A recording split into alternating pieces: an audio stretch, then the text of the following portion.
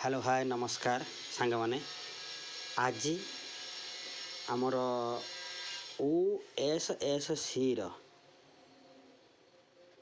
Answer की बाहरी सारी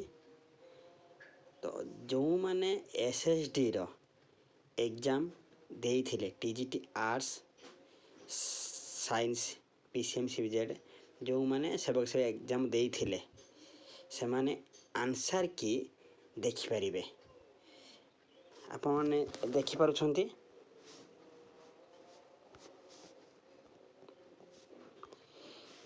आमर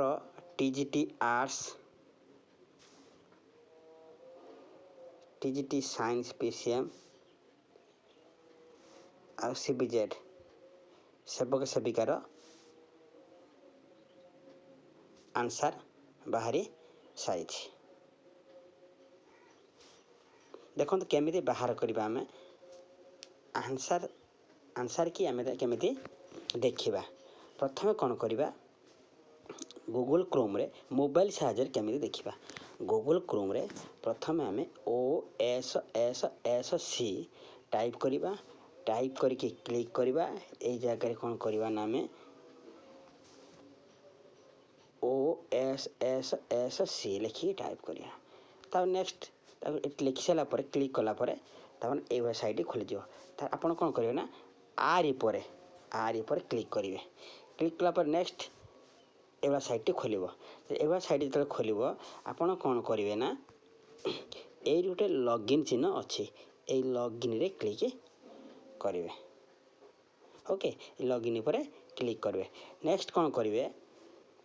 लॉगिन पर क्लिक कला पर ए वेबसाइट खोली जीवो आपण कोन ए वेबसाइट खोली जीवो एई साइट खोलिले आपण एठी आपणकर कोन ना दे देखो user name registration number mobile number email ID जहाँ दे पारिबे एठी आपण पासवर्ड दे पारिबे एठी कैप्चा दे के आपण लॉगिन कर पारिबे जदि आपणकर पासवर्ड मने नाही आपण ओटीपी साहाय्य रे खोली पारिबे ओके ता नेक्स्ट जीवा हमें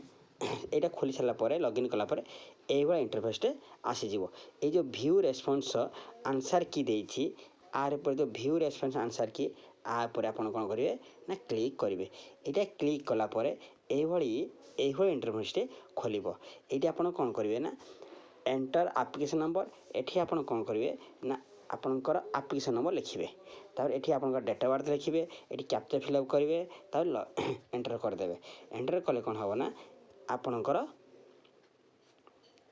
आंसर कीटी देखि पारिबे सेटा PDF डाउनलोड कर देबे डाउनलोड कर सारी कि आपनकर आंसर केते मार्क रहउची लिखिबे आ कमेंट बॉक्स रे लेखन जे आपनकर केते मार्क रहिला बोली धन्यवाद आपण ए वीडियो देखिथार आपण मानको बहुत बहुत धन्यवाद आमको एभा वीडियो देखिया पय आपण चैनल टी सब्सक्राइब करंतु आ नुवा नुवा वीडियो देखंतु आपण देखि साइला पर आपनकर केते मार्क रहिला नेगेटिव मार्क काटी केते मार्क रहिला आपण मेसेज लिखिबे कमेंट बॉक्स रे लिखिबे धन्यवाद।